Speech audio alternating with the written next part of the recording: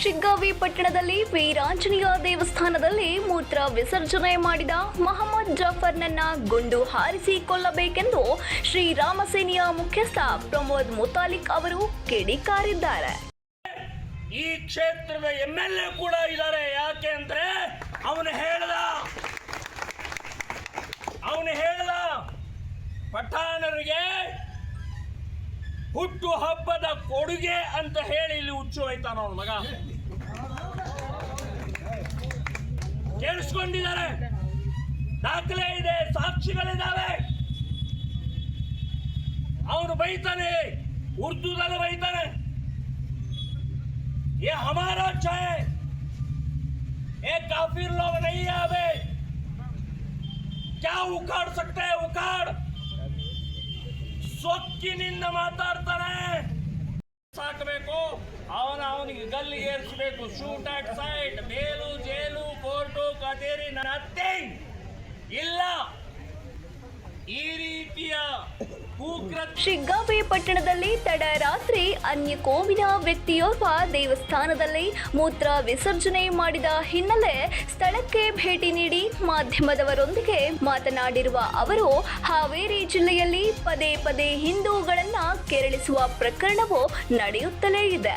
ಇದಕ್ಕೆ ಕೆಲವು ಕಾಂಗ್ರೆಸ್ ನಾಯಕರು ಪ್ರೇರಣೆ ಕೊಡುತ್ತಿದ್ದಾರೆ. ಇದನ್ನು ಶ್ರೀರಾಮ ಸೇನೆ ಮತ್ತು ಹಿಂದೂ ಪರ ಸಂಘಟನೆಯು ವಿರೋಧಿಸುತ್ತದೆ. ಹಾನಗಲ್ ತಾಲೂಕಿನವರು ಇಲ್ಲಿಗೆ ಹೇಗೆ ಬಂದ ಎಂದು ಪ್ರಶ್ನಿಸಿರುವ ಅವರು, ಇಲ್ಲಿಯ ಶಾಸಕರು ಹಾನಗಲ್ ತಾಲೂಕಿನವರಾಗಿದ್ದಾರೆ. ಅವರೇ ಅಕ್ರಮವಾಗಿ ಕರೆತಂದು ಇಲ್ಲಿಯೇ ಮತದಾರನನ್ನಾಗಿ ಮಾಡುತ್ತಿದ್ದೀರಿ.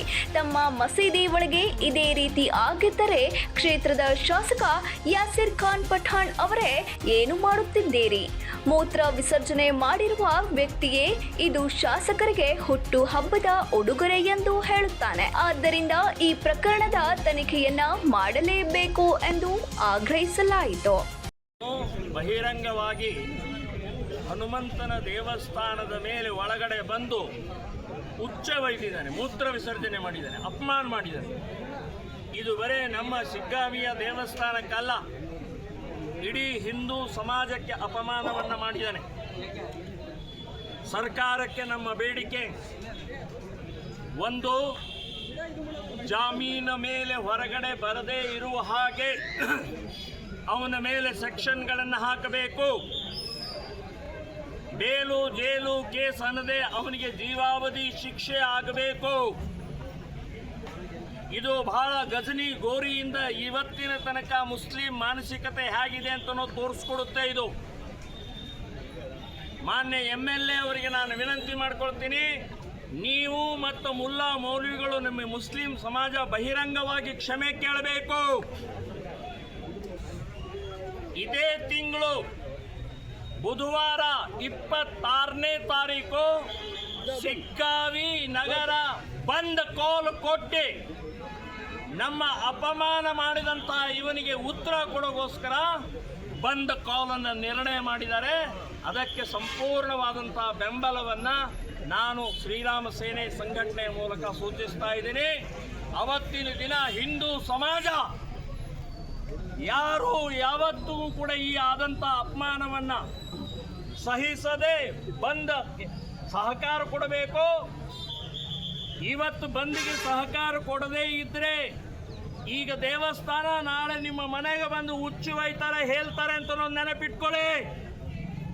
ಸೊ ಇದರಲ್ಲಿ ಜಾತಿ ಪಕ್ಷ ಬರುವುದಿಲ್ಲ, ಹಿಂದುತ್ವ ಬರುತ್ತೆ ಅಂತನ್ನುವಂಥ ಈ ಸಂದರ್ಭದಲ್ಲಿ ಹೇಳಿ, ಬುಧವಾರ 26ನೇ ತಾರೀಕು ಸಂಪೂರ್ಣವಾಗಿ ಬಂದ್ ಕಾಲ್ ಕೊಡಲಾಗುತ್ತೆ. ದೇವಸ್ಥಾನದಲ್ಲಿ ಅನ್ಯ ಕೋಮಿನ ವ್ಯಕ್ತಿಯಿಂದ ಮೂತ್ರ ವಿಸರ್ಜನೆಯ ಘಟನೆಗೆ ಸಂಬಂಧಿಸಿದಂತೆ ಇದೇ ಆಗಸ್ಟ್ 26ರ ಬುಧವಾರದಂದು ಈದ್ ಮಿಲಾದ್ ದಿನದಂದೇ ಶ್ರೀರಾಮ ಸೇನೆ ಮುಖ್ಯಸ್ಥ ಪ್ರಮೋದ್ ಮುತಾಲಿಕ್ ಅವರು ಶಿಗ್ಗಾವಿ ಪಟ್ಟಣವನ್ನ ಬಂದ್ಗೆ ಕರೆಯನ್ನ ನೀಡಿದ್ದಾರೆ. Suresh Eligar, 9 live news, Shiggavi.